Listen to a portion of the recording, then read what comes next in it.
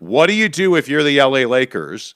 And what are you planning to do if you're the Utah Jazz? Because standing pat is probably not an option for the Utah Jazz at this minute.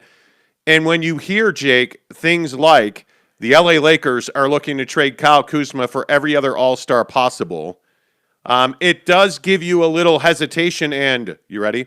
Trepidation. Whoa! If you are a fan of one of the other mid-tier teams in the Western Conference, because as we've been talking about, it seems like since the season ended, the Lakers are not going to stand pat. They're going to get better. Yeah, I mean, we talk about it all the time. The Lakers are one of the most aggressive teams in the offseason, and for good reason. You know, they're not far from a championship, and a lot of people would tell you that, if you take the injuries out of it, there's someone who's going to play for a title this past season. But, with all things being equal, they did have a lot of injuries, and they didn't really have a great way to backfill those injuries. And I think that one of the major areas that the Lakers are continuing to try to figure out where to go or what to do about is the point guard position. Schroeder was a great solution for them for a couple of months in the regular season, and then the inconsistencies came and the hesitations and the unwillingness to shoot the ball when he got a look. So now he's probably not going to be here.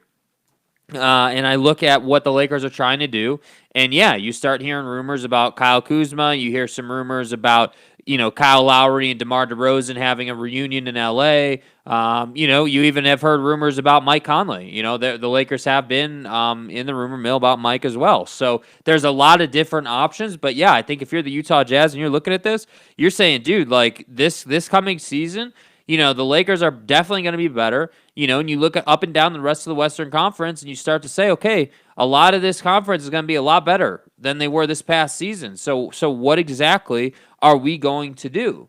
And then this takes us down the age-old path of cap space and the lack of flexibility that they have.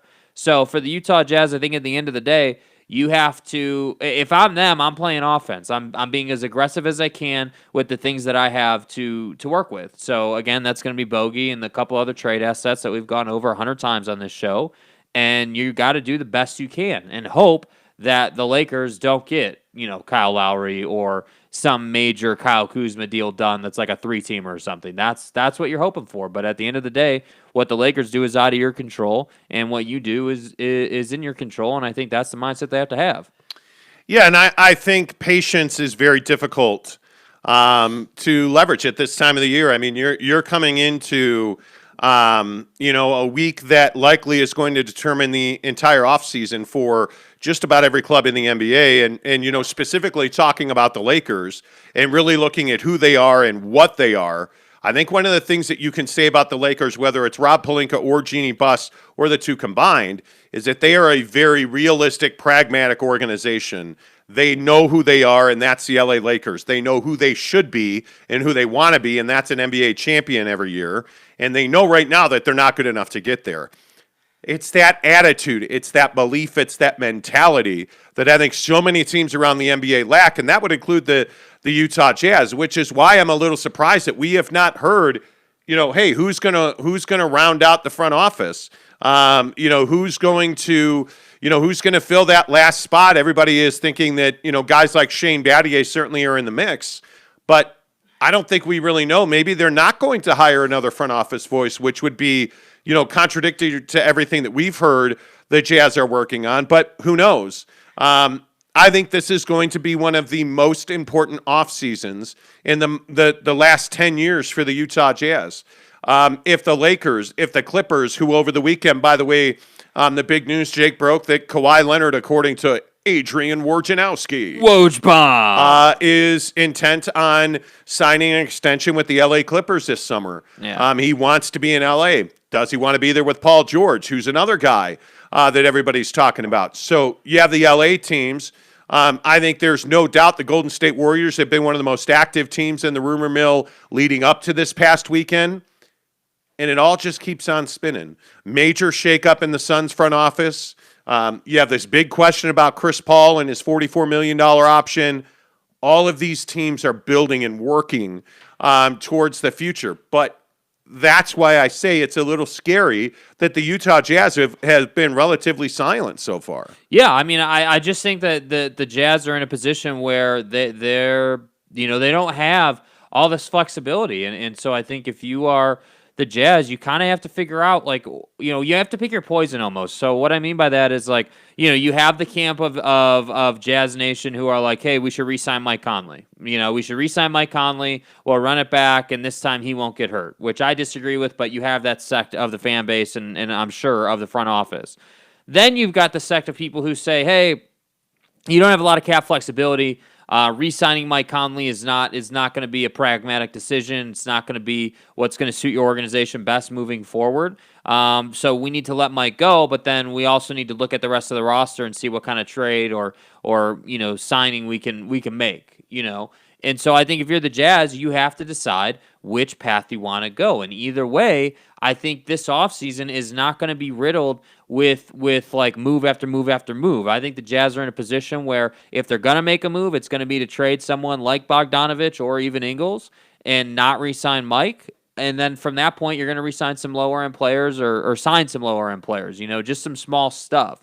Whereas like with the Lakers or the Knicks or like any of these major contenders, you're going to see a lot of moves happen. The Lakers, I think, only have right now like 3 guys on their roster who are like signed and locked and loaded for next season. So they got a whole roster to fill out. So yeah, if you're the Utah Jazz, you have to be smart here. You have to not try to say, okay, the Lakers are doing this, that means we got to do that. You just got to look at the X's and O's and say, man, like this is our situation. This is what we feel we should do, and go from there. I mean, I really don't know what else there is for the Jazz to do at this point. There's not a lot of options. Yeah, and it's money. That's really what it comes down to. So some of the rumors, I really want to get into this Lakers stuff because I think it is what's going to define and shape the Western Conference. We've told you, or at least I have for 2 years, that I'm not a believer in Kyle Kuzma. I still maintain that they should have traded Kuzma instead of Brandon Ingram. But, hindsight being 2020, now the Lakers are in a position to trade Kyle Kuzma. And my question is, where and what do you do with him? Because I am not enamored with a straight-up Kuzma-Buddy Hield deal where Kuzma winds up in Sacramento and Buddy Hield winds up with the Lakers. I just don't think that's enough, especially knowing that you have a guy like DeMar DeRozan, a guy like Kyle Lowry, who have talked about wanting to reunite in Los Angeles for the Lakers. I just don't see that there's a whole lot of value, Jake, in trading Kuzma to the Kings when you can hold out for a sign and trade. Yeah, I mean, you can hold out for a sign and trade. The plus side to the Buddy Hield acquisition would be that gives LeBron a true, like, knockdown, like, unquestioned shot maker from 3.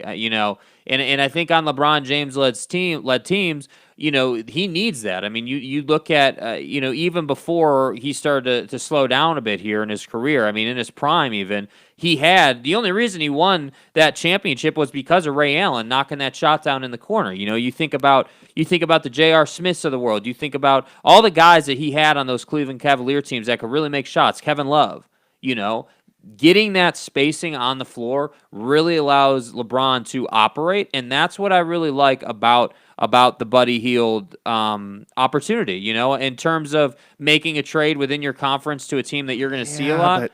That's something that, with Kyle, I don't really worry about too much. Kyle Kuzma believes that he's on Jason Tatum's level, and I don't even think he's in Jason Tatum's atmosphere. I don't think he's anywhere near Jason Tatum. That was a little surprising he said that. Yeah, I mean, that's one of the most foolish things that I think I've ever heard Kyle Kuzma say. Now, I give him a lot of credit for believing. I give him a lot of credit for thinking that he's, essentially the best, because Jason Tatum is one of the best. I don't think we can deny that. But at the end of the day, I think the question you have to ask is not who the better player is, right? Because I think we can all agree DeMar DeRozan is probably a better all-around player, where Buddy is probably a better shooter. The question needs to be, okay, what do we need to put around LeBron James and Anthony Davis to take us to a championship? What does that formula look like? And I think that Buddy Hield is a player who could really do some really productive things for the Los Angeles Lakers. See, and I just think he's a fabulous shooter. Buddy Hield is arguably one of the best shooters in the NBA. That's about it. And to me, I don't see a lot of value in his defense. Outside of the three-point shot, I don't see a lot of value in his all-around game. And I think if you're going to give up a young asset like Kyle Kuzma, and you have a chance at guys like Spencer Dinwiddie, who has said he wants to be a Laker, I would hang on as long as you can and see what the market sets for those guys in value. Yeah. Because the Lakers have an advantage that most teams don't, and that is that guys like Dinwiddie and Lowry and DeMar DeRozan are willing to take less to become a Laker than they would to become a Knick, to become just about any other a member of any other franchise. So the Lakers here, I think time and patience is on the Lakers side. If I'm the LA Lakers, I'm taking my time. I'm hanging on to Kyle Kuzma. They're also talking about Cantavius Caldwell-Pope. I think you have to be very careful with what you do with KCP because of his relationship with LeBron James.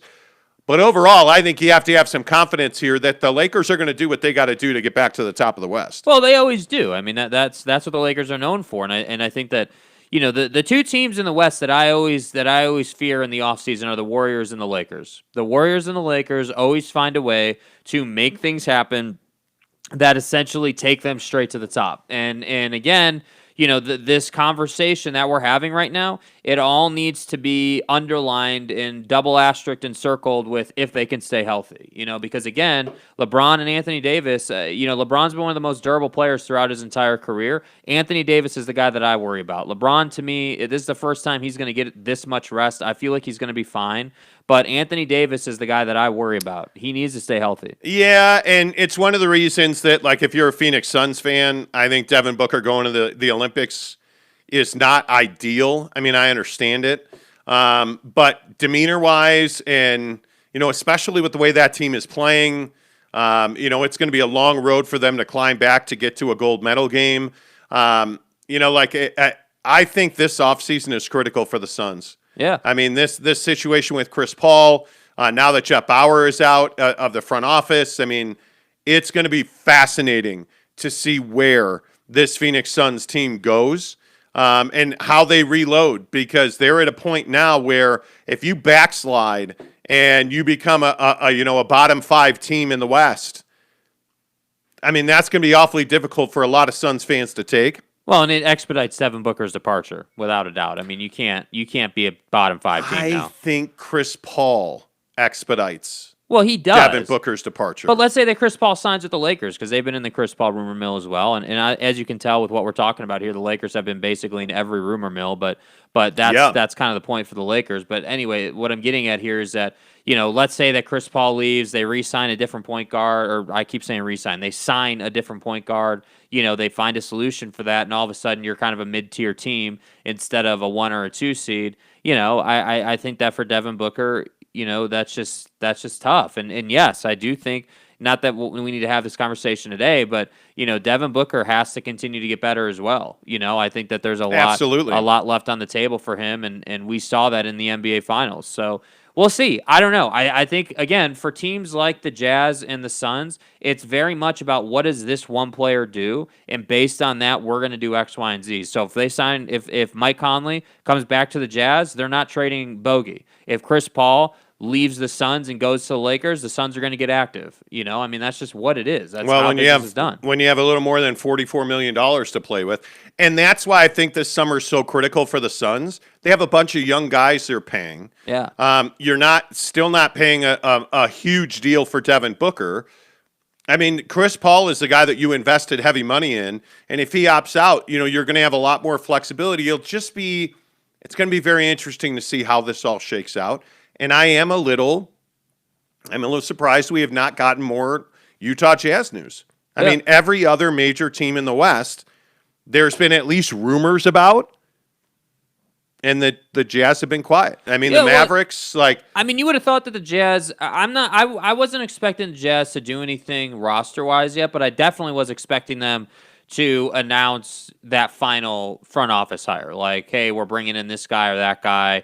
And then from there, okay, now it's another couple of weeks. You're making moves, and free agency's here, and draft is here, and all that good stuff. But they haven't done that. And to your point, you don't want to go into the draft. You can't hire somebody and then the draft is 3 days later. I mean, that can't happen. You gotta hire somebody and have time to come up with a draft plan and scout and do all that stuff. So time is kind of the essence here.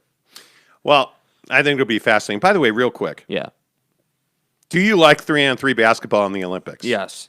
So many people are hating on this, and I don't really understand why people are hating on it. I actually think it's really enjoyable. I think it is one of the things I think it does is it makes the women's game more watchable. Way more exciting. Yeah, I mean it has been a struggle for a lot of people to watch women's basketball. Yeah. And you're seeing this 3-on-3 tournament, and I think it's fabulous. I really think it's a good innovation. Like skateboarding. A lot of people were pissed skateboarding was going to be in the Olympics. I thought it was really good. Yeah. Now, I'm bummed, obviously, that Nyjah didn't win. But I thought skateboarding was really good. And, I love what they're doing with the Olympics. Now, should they be playing them? I don't know.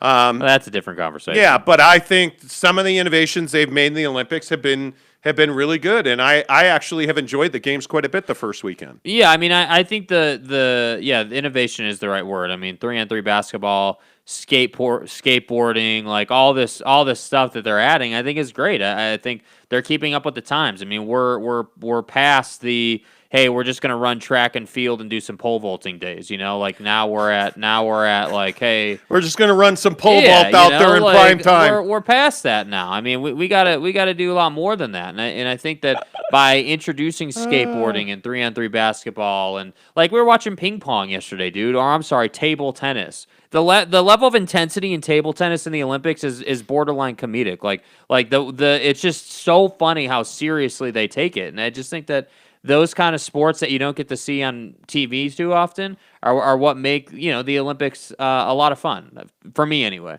Yeah, somebody needs to explain to me the whole serving and ping pong thing. Yeah, because I don't get it. What's up? A lot of people in this morning already. Tanner Plummer, good morning to you. Eugene 12 says, "What's good, y'all? Everything's good, man." Mitchell Harding, hey, what's up, Mitchell? Good to see you. Gabe Ledley, morning, my dudes. Appreciate you both. Appreciate you as well. Appreciate everybody that's being here, especially Gabe. Mitchell Harding says, if the Jazz used Bogey properly and maximized his ability, maybe you wouldn't have to trade him, but they don't. Well, the problem is that he's one of the few guys on this club that has real value in the open market. So to me, it's not use him properly. I just don't know how if you try. I mean, watching Joe Ingles in the Olympics yesterday, or this weekend, maybe it was the day before, he just looks slow to me now. Like, it is weird. It just happens. Yeah, it just like there's a switch. It just happens. And it's like Joe Ingles blew a piston and he's down to like 2 cylinders or something. Yeah. Like, homeboy is slow right now. Yeah. And to me, I think Bojan Bogdanovic arguably has your most value. He's got a reasonable contract. The other guys you're talking about dealing, guys like Derek Favors. Derek Favors is guaranteed $19 million the next 2 years. And what value does he really bring? I mean, and this is not a lot. This is one of those Dennis Lindsey signings where I'm just like, what? You signed him off nostalgia, basically. Like, oh, it's Derek. Like, he's great for the locker room, and he was great in the regular season when you were playing a different style of basketball. But I really think that, and I agree with that. But I really think at some point we've got to stop it as like the Jazz as an organization and fans and everybody. We got to stop saying, man, this guy was a great regular season player. Who gives a damn if you're a great regular season player? At some point, like, is this Jazz team? This Jazz team is not the Charlotte Hornets anymore. This Jazz team is not the Orlando Magic anymore. This Jazz team is trying to win a championship. And so I just simply say to that, dude, stop re-signing old players who are one-dimensional. You have a roster full of those guys. Well, but I also think this goes back to, is this the same old Jazz team? I mean, is this the same organization with a new owner that lives in the past and is nostalgic? And well, he hasn't shown us he's not yet. He hasn't shown us anything yet. I mean, he hasn't done a damn thing yet. Outside of the Dennis Lindsey thing, there's been nothing. We haven't seen any roster moves. We haven't seen the only thing that I've seen that I've really liked is what's his name, Elijah Hughes working out with Brickley. That's the only thing this offseason I have really seen. I think Elijah Hughes is going to be critical for this team. A guy like Elijah Hughes, I mean, Mione being in the Olympics for Nigeria, obviously those are big developmental minutes. But, I mean, Elijah Hughes is a guy that I would count on to be a 20-minute-a-guy night this coming season. You need that. That has to happen. Yeah. So, and look at that. Eugene 12. Hopefully Elijah Hughes gets into the rotation this season. Absolutely right. James Knight says, do you guys think DeMar DeRozan will be okay with a vastly different role at the Lakers? I don't think it's vastly different. I think DeMar DeRozan, if DeMar DeRozan and Kyle Lowry wind up with the Lakers, or let's just say even DeMar DeRozan winds up with the Lakers, he becomes a pivotal offensive piece for them. Well, and DeMar's always been a second to the guy for the most part. I mean, a lot of times with these Spurs teams, like, yes, he is the big name, but he's not the one who's primarily on the ball. He's a scoring option. And Dejounte Murray has been the one bringing the ball up, running the offense, doing all that stuff. So when I look at DeMar and the Lakers offense, I simply say, hey, this guy's going to run the 2 or the 3, probably the 3, and LeBron will be at the 2 with AD at the 4. That's a lot of different ways you can score the basketball. Well, and DeMar's an elite mid-range player. We've seen him really develop that. And he's unselfish, too, which I really like for the Lakers. Yeah, and I think everybody, including the Lakers, needs more three-point shooting. I mean, that has to be a priority when you play the way the Lakers play, and you're going to prioritize LeBron for this coming season and one more. You got to have elite three-point shooting, which makes you nervous about trading a guy like Cantavius Caldwell-Pope, because I still maintain he's been your best three-point shooter. He's the reason you won a championship 2 years ago. So I think you have to really watch that. Dante May says, I like that Jake's headphones came with a head warmer. I don't know what that means. I don't know what that means either. Nathan Jennings says, morning, dudes. Could it be because no one is actually interested in Bojan or Joe since that's who we've been shopping? Well, I don't know that they've been shopping him, though. I can't definitively say that. Oh, I think they absolutely have been shopping Bojan Bogdanovic. I don't think they're going to trade Joe Ingles. I really don't. I think when you look at this team, the two guys that they're going to trade are Jordan Clarkson and Bojan Bogdanovic. I think those are the two guys that they know bring them value, and I think the formula is in place to be an average team this coming year. Don't get me wrong. I mean, but anytime you have Donovan Mitchell in the lineup, you have a real good chance to win the game. The question is, how do you retool this team quickly to stay at the top of the West? There's only value in really two guys, and that's Bojan Bogdanovic and Jordan Clarkson, and we've heard their names consistently. I have no doubt everybody that I have talked to about the Jazz have said that they are shopping Bojan Bogdanovic, and teams have asked about Jordan Clarkson. And when you are in the situation that the Jazz are in, a lot of times it's like, hey, you want to take Bojan Bogdanovic? Let's make a deal. Sure, well, you're going to have to give me Jordan Clarkson in order for me to help you by taking Bojan Bogdanovic. Yeah. And I think those are the kind of deals that get done. And I think that's how you wind up moving a guy like Derek Favors, right? Like, I mean, when you have 2 years and that's guaranteed money, man, you're going to have to find somebody that's willing to trade for him and buy him out. Yeah. And that's a very difficult task. Can Evan Fournier be our backup point guard, or should we put Elijah Hughes in that spot? I would put Elijah Hughes in that spot just simply because this coming year you're not going to be a championship contender. I love how much Twitter got on the Evan Fournier bandwagon over the weekend. Like, come on, man. It's one game. It's one game. And they had to miss for you to win. So just chill out. This USA basketball panic, it's justified. They've played terrible basketball. It is justified. Yeah. Yeah, it is. I mean, we're seeing a clear difference in play. I mean, you're talking about the LeBron and Kobe team coming out here, eating chicken nuggets before the game and then coming out and winning by 50, And then in this team, comes out and can't barely beat a France team. Not like they can't. They're struggling. They're scoring 76 points. I mean, come on, dude. What I'm telling you is this team, anytime they lace up the shoes. Well, and in KD's point, anytime he tightens that Velcro strap on his shoe, this is the best team in the world. By far, it ain't close. And when you miss free throws and you're up 7 with 6 minutes to go and you lose by 7, that tells you melted down. With all due respect, and I get it, he's the Stifle Tower and Rudy, the U.S. lost this game. France is not better than the U.S. They're not. And, Evan Fournier, stop. How did Evan Fournier look, with Boston? Stop. How'd that work out for you? Dario George says, good afternoon from Croatia. What is today's topic? Well, it's in the description. We're talking NBA. Trade favors and give Udoka his minutes. Well, you would love to see that. But see, again, but that's a kid you're talking about. Dude, you can't. So here's the thing. You got to balance the, hey, we're going to develop young guys with the, hey, we still need to make the playoffs. So if you trade Favors and you trade Bogey and you trade Clarkson, what are you left with? I mean, Quinn's not going to be happy about that. I mean, you better bring back something. You can't just have Don Rudy and Elijah Hughes. That's not going to work, dude, at all. No. James Knight says, Jingles is the same speed he was 7 seasons ago. And not sure you watch the Spurs enough, Jake, because Pop draws up 99% of the plays for DeMar. Okay, did I say that he didn't do that? No, what I'm saying is he doesn't do that. What I'm telling you is, I hate the Spurs. So, unfortunately, I see far too much of the Spurs. The Spurs are bad because the supporting cast is not good. Like, Patty Mills was a nice player. Patty Mills is not a guy you can lean on now. And if you look at the roster build of the San Antonio Spurs, and I know that again, James Knight is an Australian guy. I look at the build of the Spurs, and what I'm telling you is that this team, they just have a bunch of dudes.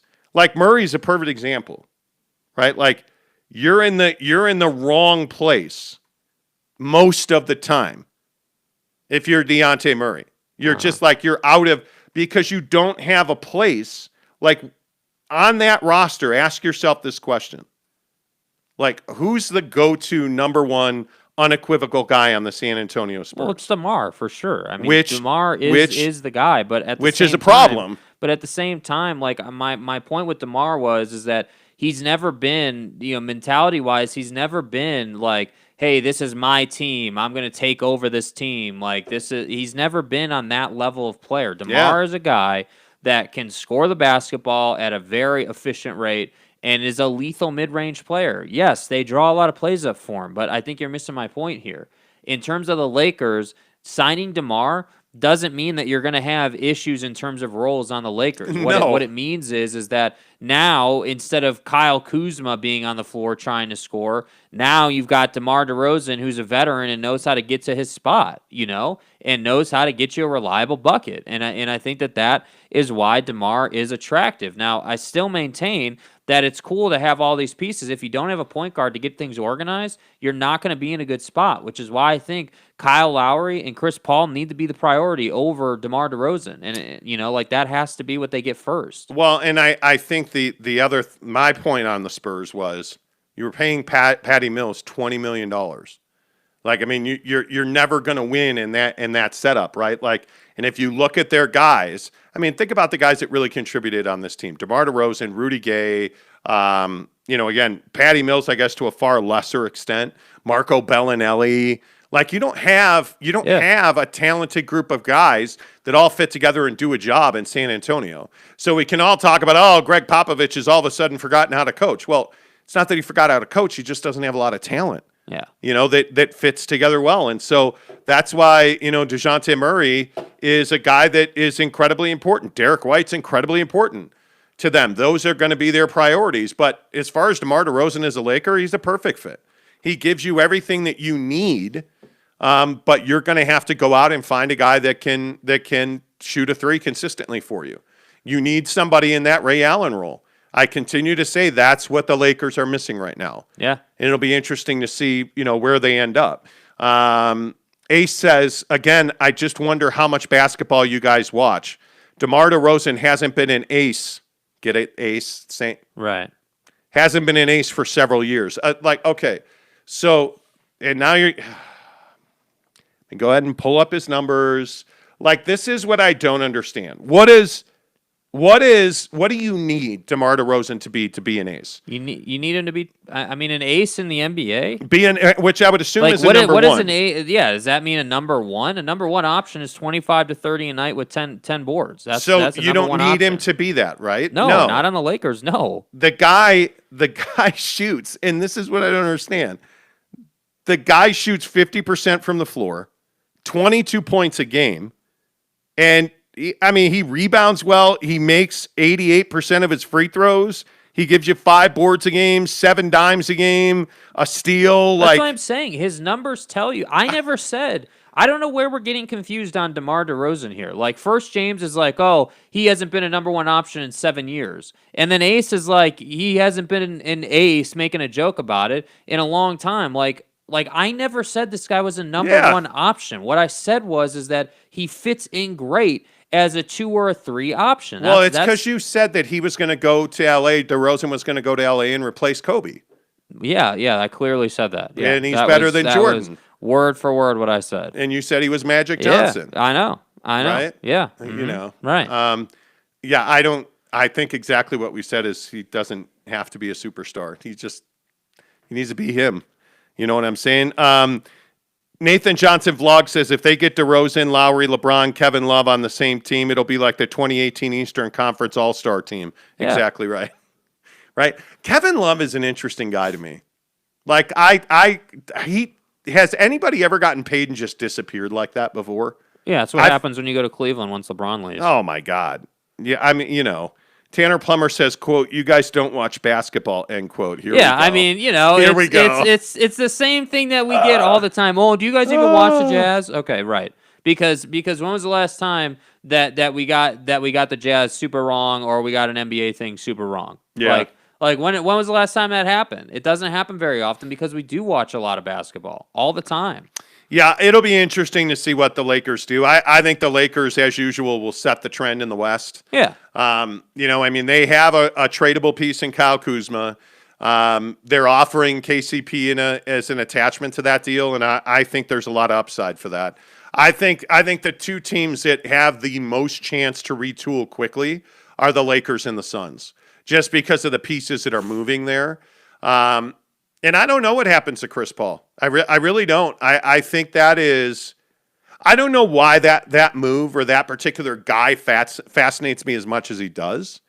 But the Chris Paul situation, man, I mean, if you had to guess right now, does he pick up or decline his player option? He declines the player option and goes and plays for the Lakers. Really? Yeah. Wow. Yeah. Yeah, that'll be interesting. I don't know. He doesn't have time. Kyle Lowry or Chris Paul? I think I'd rather have Kyle Lowry. Probably, yeah. More durable. Well, if I have to pick between one of the 2. But historically, he's been pretty durable. Yeah, but this was a teardown season for Toronto. I mean, it's not like he was trying to play everything. And that's been well documented that he could have come back, but didn't. Should the Jazz go after Siakam, Rivers, Hero? Says John Mulvaney. I don't think so. I mean, Austin Rivers is a great backup point guard. And where they are cap wise, I don't know how you would even go and get Siakam or Hero. Yeah. Like, I don't even know how that makes how you actually. That's a problem. How do you go and execute that deal? You don't have flexibility. You can't. That's the thing. Like, I wish we could sit here and have a conversation about. Oh yeah, they've got about $20 million in cap space. You can make some things happen. Like, you've got some options, but they don't have that, and that's the really unfortunate part. Like I feel like there's a lot of opportunity this offseason to get some guys, and they're not.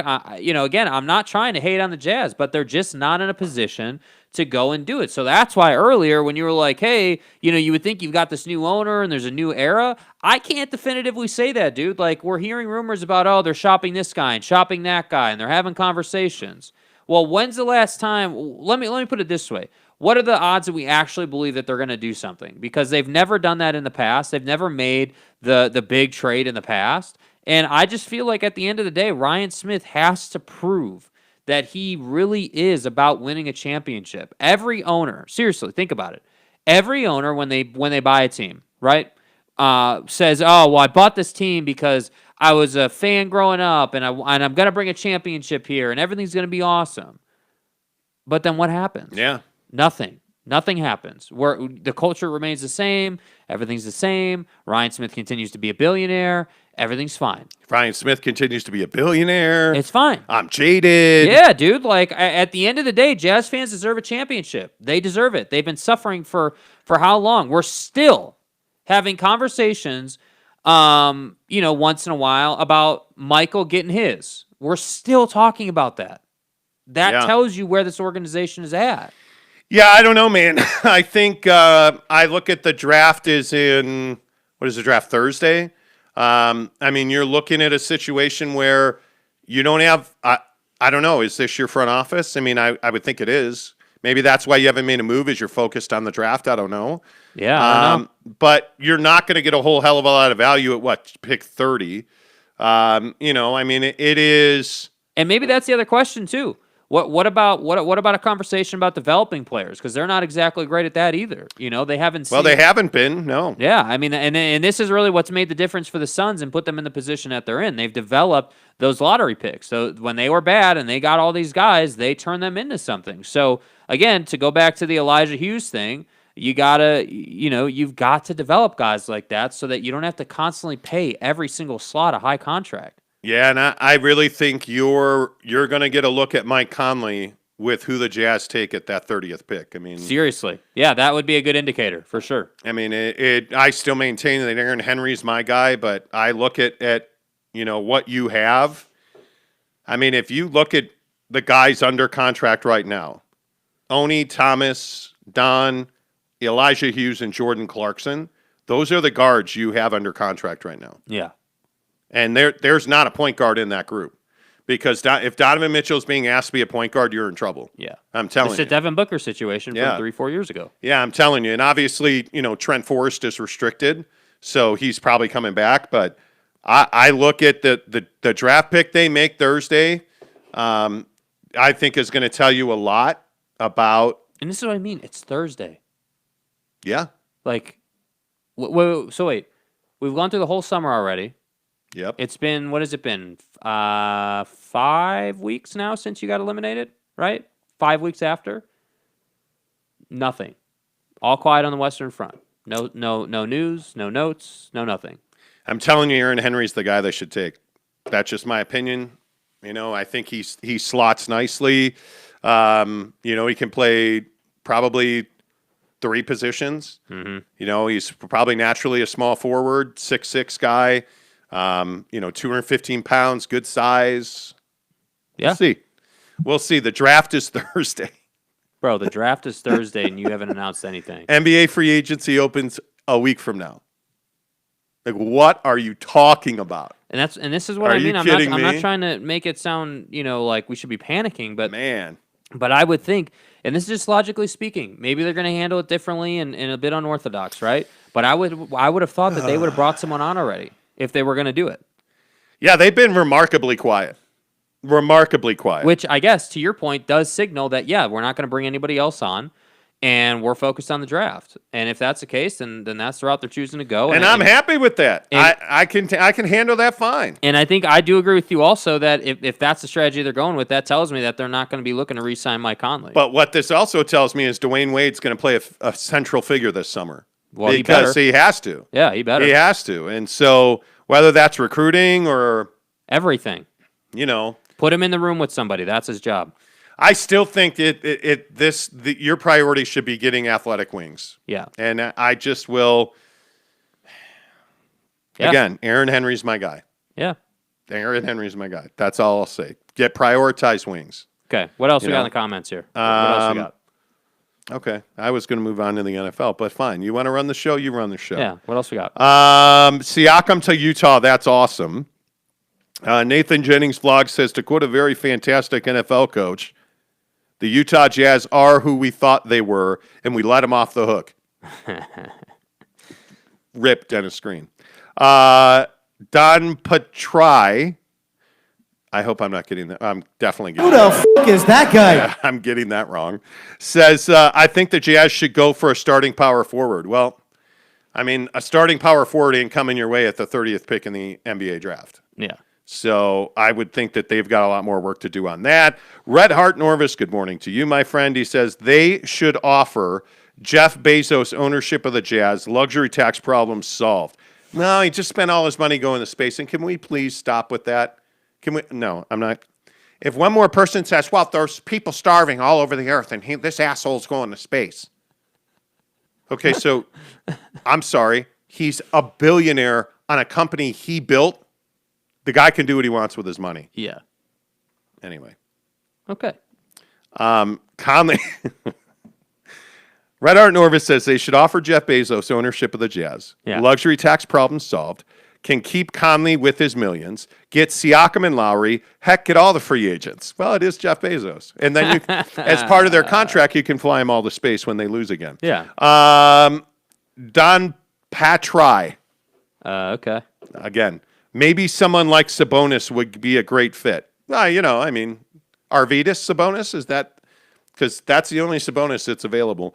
Emmanuel Quai, Quaiah. Who the fuck are you? Why is the Jazz so quiet? If they want to win a championship, they need to make some moves.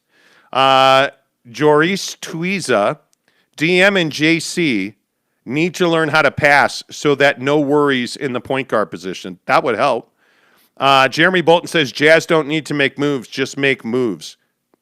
Just to make moves. You got to be smart. Yeah, and I think you should have hired somebody else in your front office if you were going to. And they're not. If they don't, hey, I'm good with that.